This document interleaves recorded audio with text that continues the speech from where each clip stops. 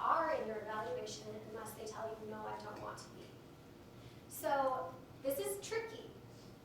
And often it depends on who you're asking information of and what you're asking. Often, if you have to go through an IRB, they lean more towards active consent than passive consent. If you're working with youth, it's much more likely you'll have to do active consent than passive consent. But there are examples that kind of bridge the line. So for instance, the Minnesota Student Survey that we talked about earlier, every school district has to handle their own consent procedures for the Minnesota Student Survey. So they can choose whether they want active consent from students and parents or passive consent from students or parents. There is a huge split on what schools choose. Some schools believe that the Minnesota Student Survey, although it is intended to be anonymous, it asks very sensitive questions about things like substance use, mental health, sexual behaviors, things like that. So they believe that because the questions are so sensitive and they're asking them of students, that requires active consent, that parents need to sign off that they are okay with their student participating in the survey. Other school districts believe that because the tool is intended to be anonymous and there's no names attached to it, that passive consent is more appropriate and that they send a letter to parents and students are aware that the survey is going to be happening and parents need to actively tell the school, no, I'm not comfortable with my student being part of that. So different schools have different definitions on the same tool using the same process about whether or not it needs active or passive consent. So this is definitely one of those ethical gray areas where it's helpful to go back to those tips that we talked about earlier for making sure that you're not doing any harm, you're acting fairly, you're respecting individuals, and you're maximizing benefits.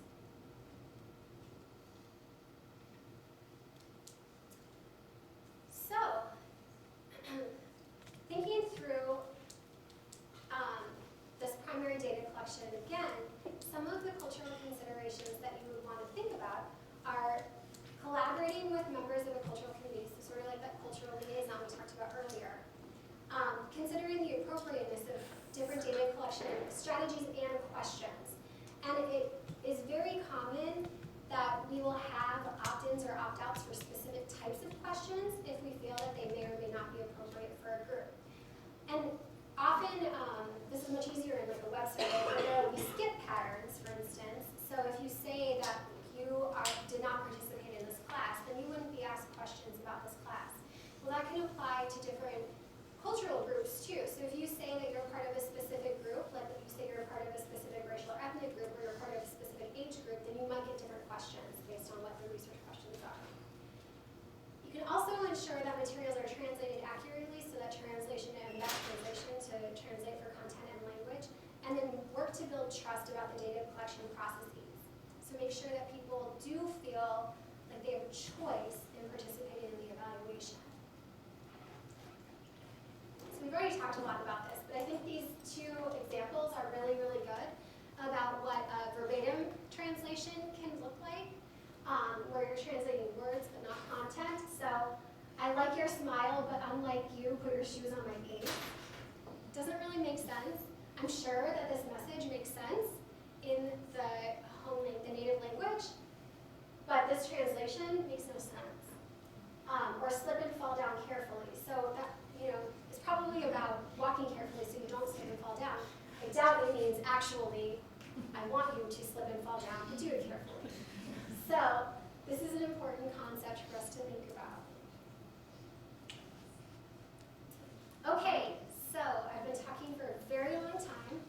Now I want you to weigh in, based on the conversation that we had, in these examples, which of the 3 data collection methods would you choose to use? So, do you need me to read this to you? Is it hard to see in the back? No? Okay, well when you're ready to answer, let me know.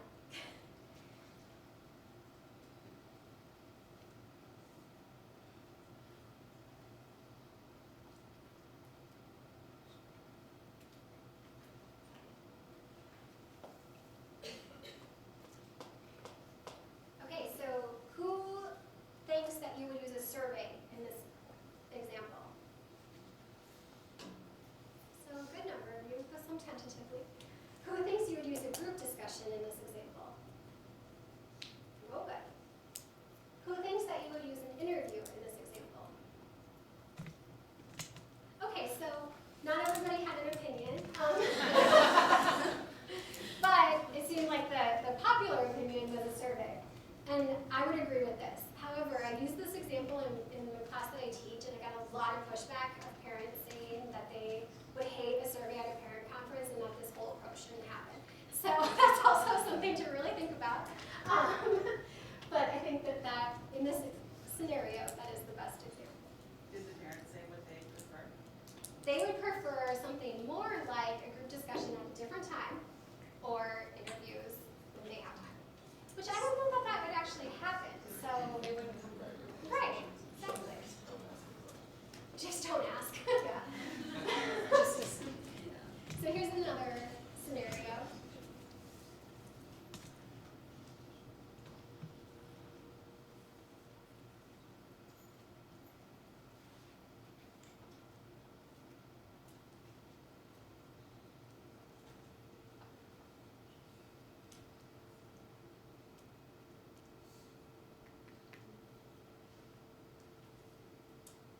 Okay, so using this scenario, how many of you think that the preferred method would be a survey?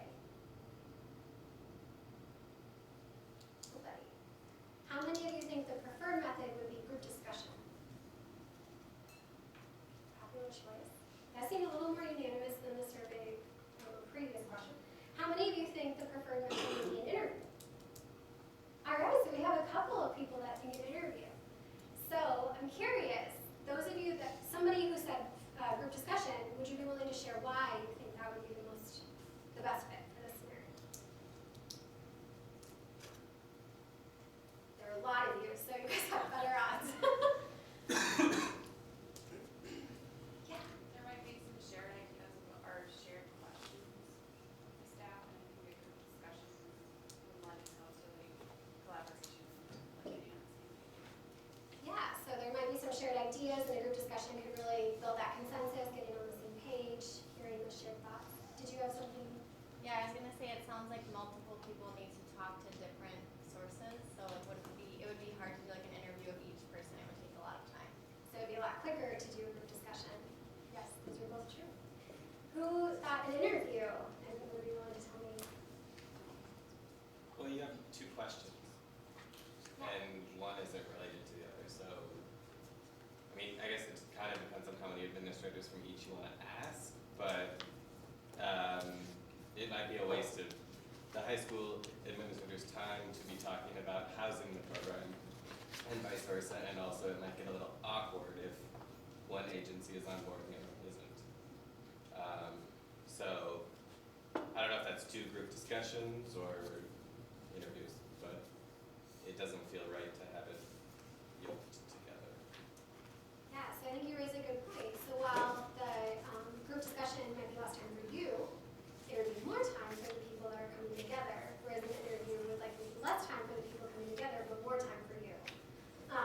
And then I think that you're thinking right along the right lines about how you want to really consider those power dynamics and how different people's perspectives might influence other people's perspectives. So is this a group that could talk openly with each other, or is that probably not a good idea? So I think you guys are both right. I think either of those approaches would work really well in this scenario. All right, one more. This one's longer, so I'll give you a little more time to read.